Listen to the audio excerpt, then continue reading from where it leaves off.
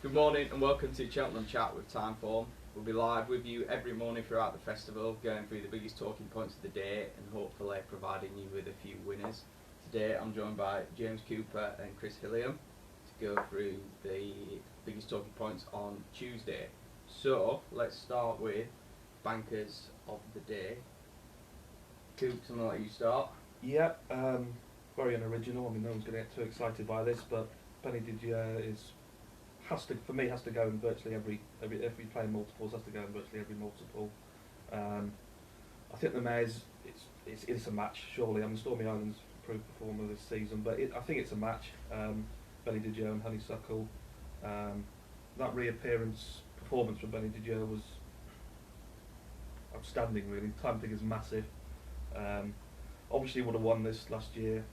Actually, dropped the last. She won it in 2000 and obviously the year before when she wasn't the horse she is now, or the mare she is now. I know she's 4-7, but I think if you do boil it down to a match between the two, Honeysuckle wasn't overly impressive last time, made the odd mistake. I think she could go off 4-9, really short, personally. I can't really.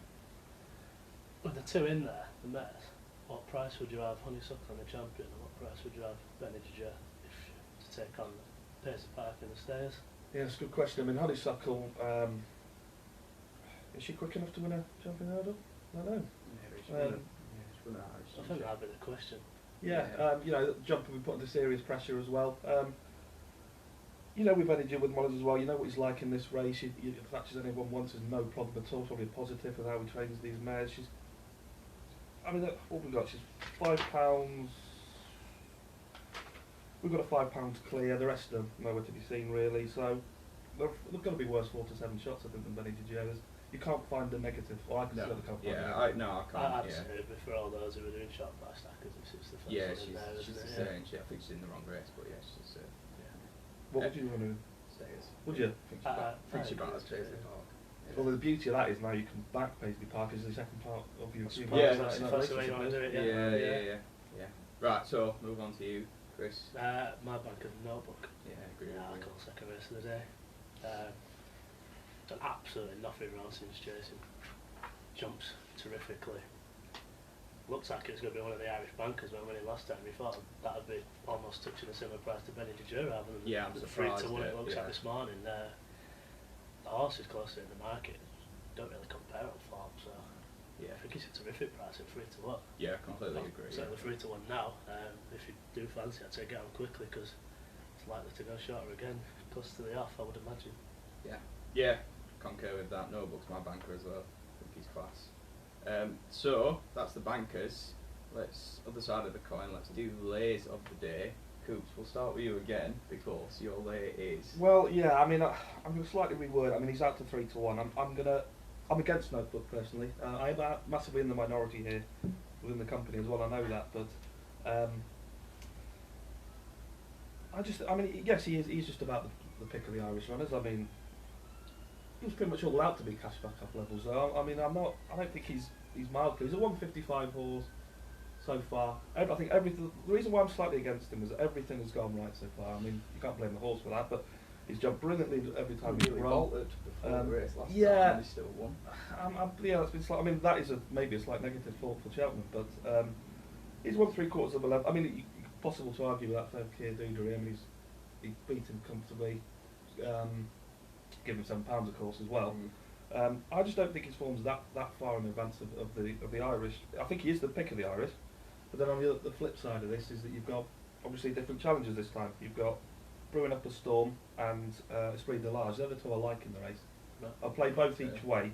I'll touch slightly on the tactics because I think it's the race, the shape of the race is something we can talk about later. That's very interesting. That's part of the reason for this. But I just think he's got two credible rivals who stay further. This could get into we'll discuss it later. Yeah, this could get serious tactically. So I'd play two each way against Notebook personally. With regards to lay, I'm not going to lay him at 3-1 Notebook, but I would be tempted to stick up in running late because I think he might get picked off late. Fair enough. It's interesting the two you put up each way because if I was to have an each way in the bet, I would have sort of erring with each way myself, would have been Rouge 5th. Really? Yeah. But I just think at 3 to 1, the only bet in the race for me is definitely just not.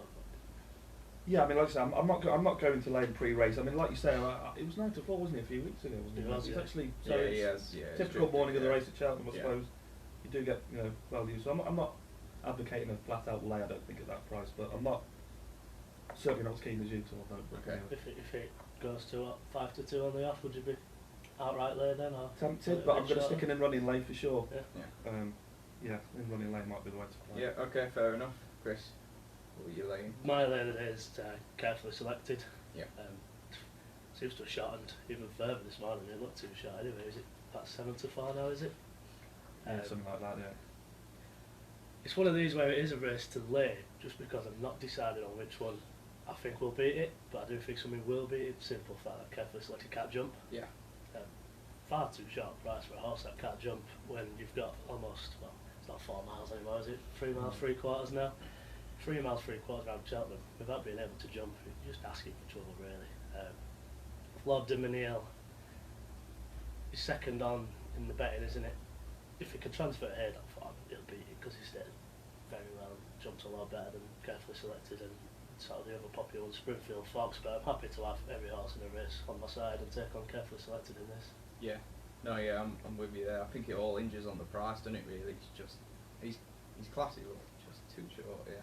Yeah, I just can't understand the prices compared to some of the other favourites of the day, really. Yeah, I do concur that he's been backed again, hasn't he? 13 times. That is short. The only thing the slight niggle I had is that, and I do get what you're saying. You've got the whole field running for you. I couldn't actually find one standout, and that's just the nature of it.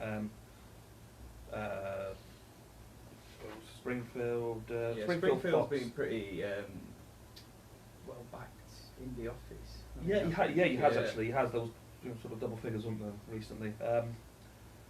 It's Felder's form might be a moot point really, but obviously his bar carefully selected is obviously far superior hurdler. However, if you include the points, does Springfield Fox, he's 5 from 5. I actually wrote this race for upstairs, and I think being an uncomplicated front runner is an asset in a race like this. Springfield Fox, I think he's probably got his limitations, but for me it's a no play race. But I can certainly see why you'd be against carefully selected. And do you think there's perhaps just completely betting aside? Do you think there'll be any the way the jockeys ride the horse or the way they started does anything just because what happened in the race last year?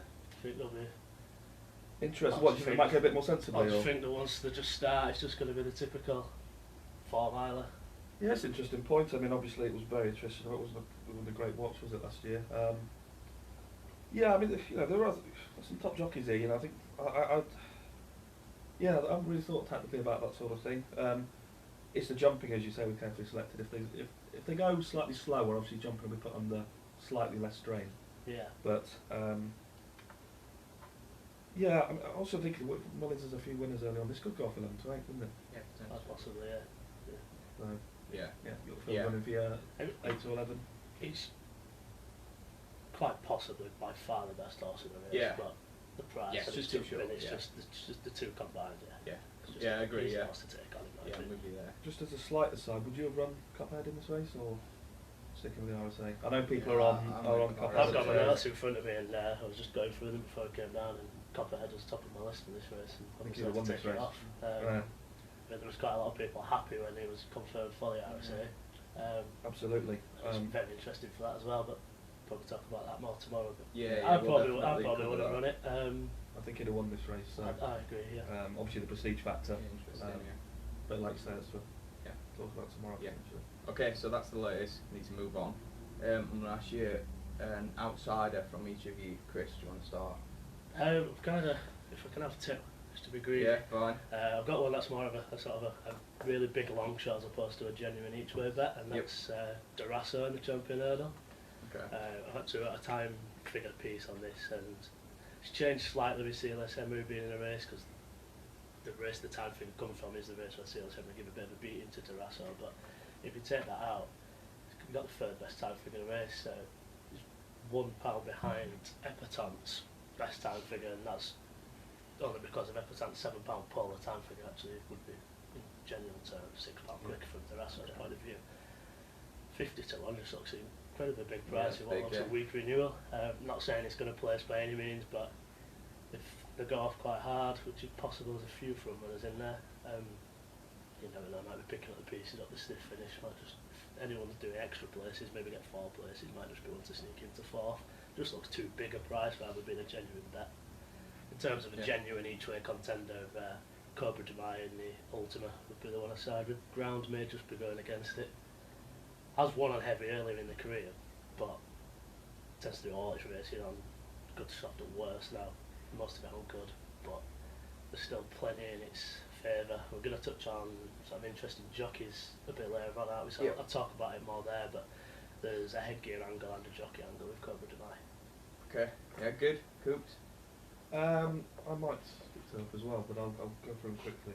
Each way, I think probably everyone watching this will be aware of the superb William Hill offer. I think 7 places, you're duty bound obviously to back at least one in the race. Yep.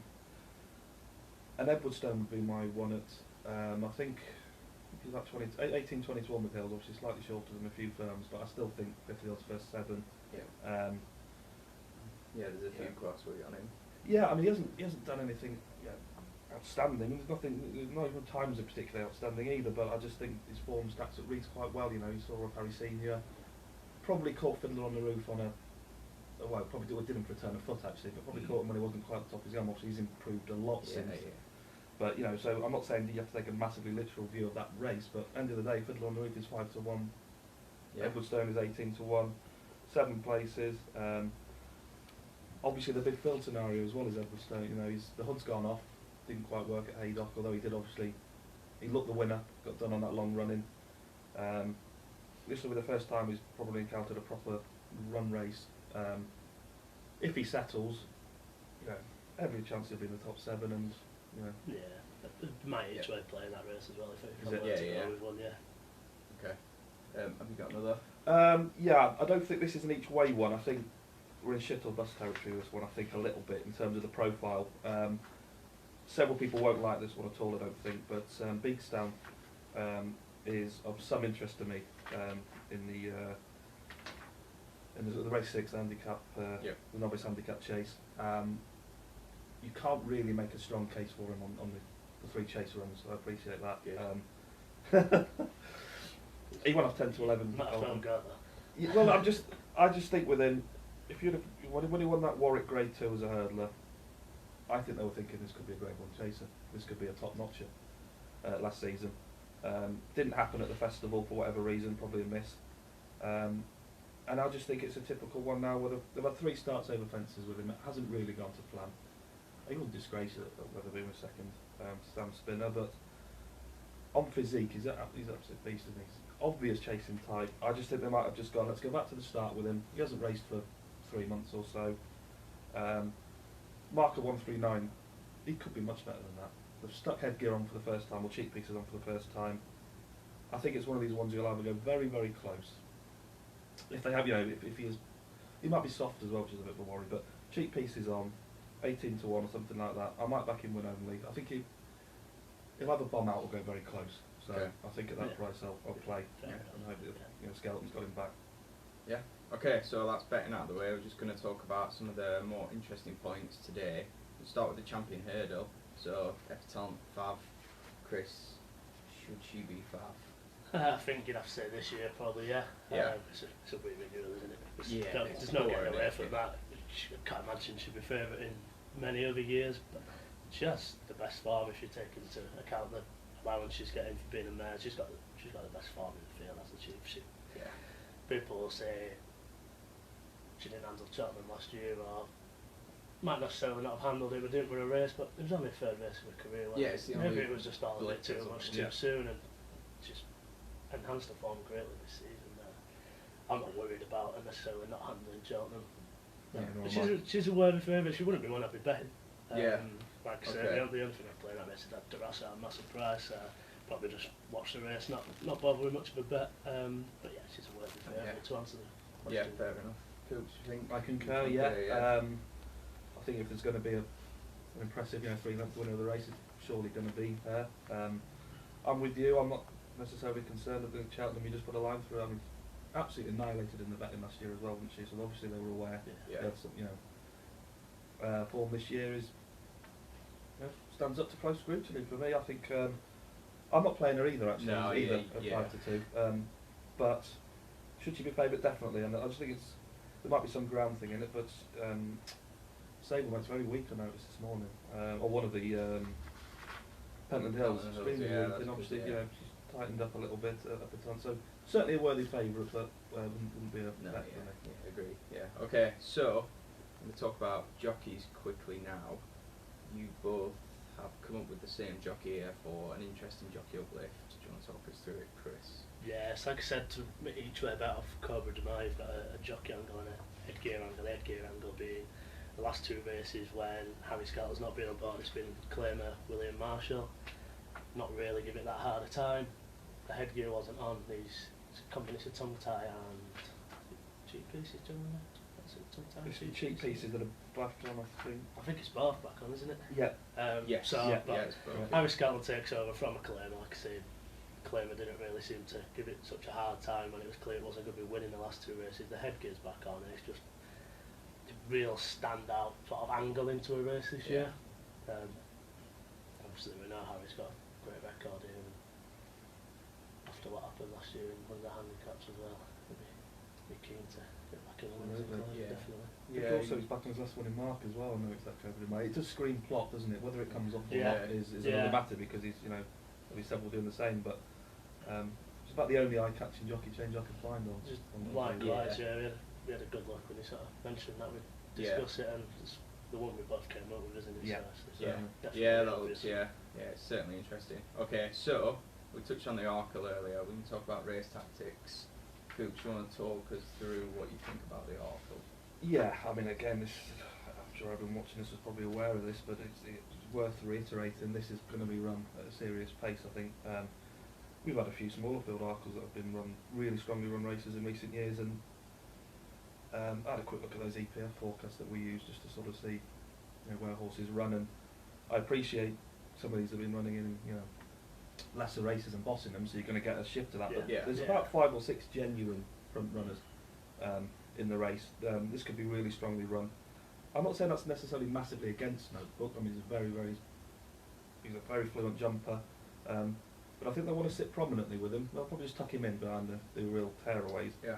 But I think this is going to be a proper test of stamina, and that's why I like the two that I sort of mentioned earlier on. They've got form over further, 2.5 miles. Both brewing up a storm when Esprit de L'Age. Neither have been seen since sort of December. I don't know if they've had setbacks or if it's just this is the race, which is perfectly understandable if that's what they've done. But if they do go really hard, I could see Notebook maybe taken up at second last, going short in running, and I could maybe. My angle is that he might get done up the running by a stronger stayer. And I've got Esprit de L'Age brewing up a storm. I've got 2 going for me. Both very unexposed chasers. Esprit de L'Age has got a slight. I mean, his best form has been right-handed, but I'm not overly concerned until you actually flop. I'm not too worried about that yet. And at sort of 12 and 6, I think they are the each way plays in the race against Notebook personally. Yeah, Chris. Yeah, sort of anyone who's got any interest in pace forecast or anything will already know that about the Arkle. Yeah, correct, yeah. As Coops mentioned, you have got the EPFs, which are what Timeform uses, sort of 1 to 5 of where horses' early position is in a race. You've got a lot with ones, as Coops said, quite a lot of them have been bossing lesser races, so they will tend to go from the front, but there'll be at least 3 or 4 who want to get there, so it's to be expected. In terms of any possible angles in the other races, you've got slightly touched on maybe being a good pace in the champion hurdle, bringing Durasso into it with a stiff finish. Just watch out for not so sleepy at the start. Obviously, we know what happened at Newbury. This race was over when there was a false start, the standing stand, couldn't get to the front. If it does get to the front, you've got a couple of others in there. You've got Tombstone Lad? Would that be one that would get on with it, I think? And Petit Miroir, obviously, that's to go from the front. So you potentially get a good pace there. But I think there is too much in terms of tactics. I imagine one of the other Mullins runners will possibly make it a reasonable enough test for Benny Didier, so absolutely, yeah. She's got plenty of speed anyway as well. But absolutely fine. They won't crawl in that race. Yeah. Okay. Good. So last thing we're going to touch on really is the Prestbury Cup. Coops. I know you're quite into it. Yeah, I mean this is going to be so this is for the geeks really. This come on one, this then. is a little bit in the minority, but I bet that every year. I love it actually. Yeah. I think there's a slight edge to be had. I think